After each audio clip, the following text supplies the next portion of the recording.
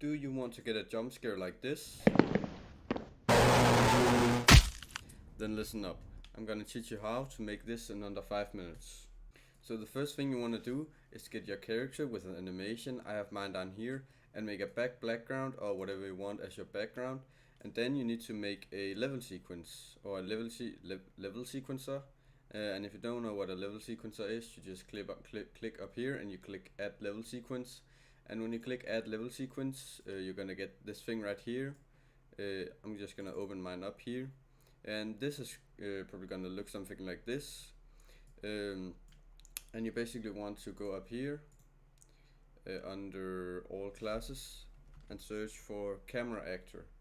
Then you're gonna click this camera actor, and you should be able to find it somewhere out here in your outliner, and you just drag it onto here and drop it, and then you'll get your camera actor.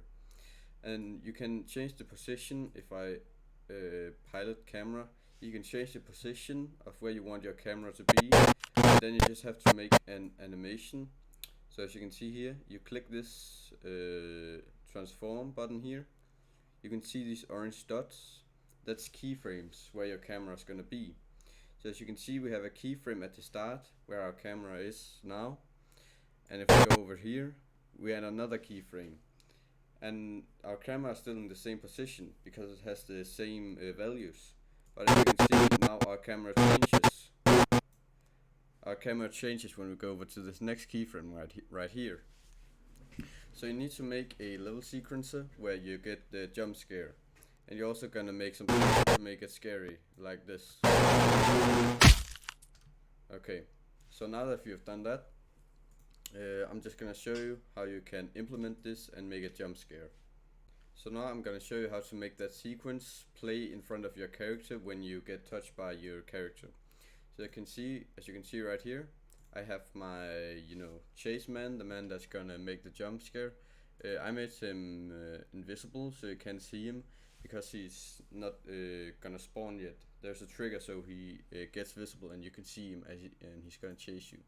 So right now mine is invisible, but you're gonna need two things. You're gonna need the trigger box or the character, whatever you have, and then you're gonna need your own character, the player. And then in your event graph, the trigger box that you chose, I just added a box. You're gonna go down here under your uncomponent begin overlap, and this is what I have right here. And then as you can see, we cast our character, and then you also need in your character, if you don't know what this is, it's a interface which basically lets us communicate between these two blueprints. So I'm just gonna show you. So inside of our blueprint, you can see we have this interface right here. I think it's this one I use. No, it's not. This one, BPI first person. So as you can see right here, you're gonna need to make an output, and then you're gonna find your character. So you're gonna search whatever you called your character up here, and basically you're gonna make an output. Kind of hard to explain, but you're gonna put it under outputs. Okay, that was the wrong one, but you get the idea. Under outputs, you add that character, and then inside of your character, this is a little side step. This is not what it was supposed to be like. But then under your character, under class settings, you click add and you find that. So you just need to do that to clear things up. But then where I came from was, then you need to cast to your character. So just type cast to, and then again the name of your character. And then off of here, you're gonna type first person ref, because that is what I called the thing before in here. As you can see, first person ref. So this basically lets us communicate between these two.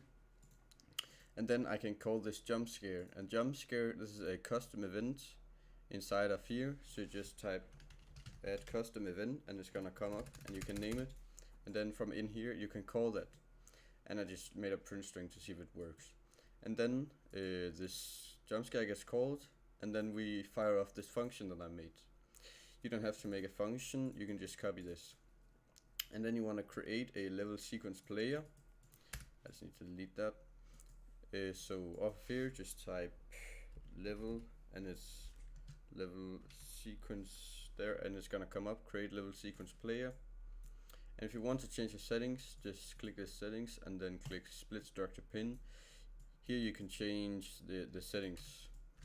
I'm just gonna reconnect these. So now you're gonna click under here, and the level sequence that you made before, you're just gonna choose that, and off of this return value you just type play, and you can play your level sequence. So when you hit this box again, I'm gonna show you again, when you get jump scared, and then you come back to where you came from. So I hope that made a little bit of sense, and if you want more tutorials, remember to like and subscribe and comment all of that YouTube stuff, and I'll see you in the next video.